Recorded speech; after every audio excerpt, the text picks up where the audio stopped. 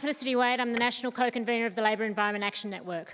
The National Forest Policy Statement was written in 1992, as the Minister said, and it's failing on every front. The native forestry industry is in freefall. Volumes are impossible to find due to overcutting over many years. 50 of our threatened species are hurtling towards extinction thanks to logging in native forests. The courts are stepping in for the policy failure and have shut down logging in Victoria, leaving over 200 workers out of work at Maryvale. Meanwhile, our timber industry overwhelmingly produces low-value products: wood chips, pallets and power poles. And our forests are burning. We often forget, but it wasn't that long ago and they'll burn again. Yet we persist with this policy, even as it proves itself totally inadequate for the 21st century. We reckon we're the only area of government, this is the only area of government where we're still operating under a policy that's 31 years old without any update.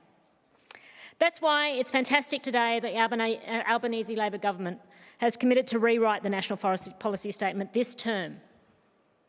And the commitment that will properly assess the biodiversity values, the carbon values, and how they can be monetised to create good jobs, as well as the structural problems in the timber industry that is set in a course to leave timber workers, like in Victoria, stranded. Lean enthusiastically backs the Minister's commitment to a new forest policy statement. It's high time for the revamp, and a proper, fair process is the way that Labor should attack these problems. We trust the Minister he will develop and deliver a robust and effective policy. But I have to honour the 366 branches. 366 local branches who meet week by week in dusty halls and just commit to making Australia a better place. That backed a call to get moving on getting out of native forest logging. And an undefined process is not what they called for. Delegate. Yep. I also have to honour the 7 out of 10 Australians who think the time is up for this industry. Native forest logging is a travesty in the 21st century.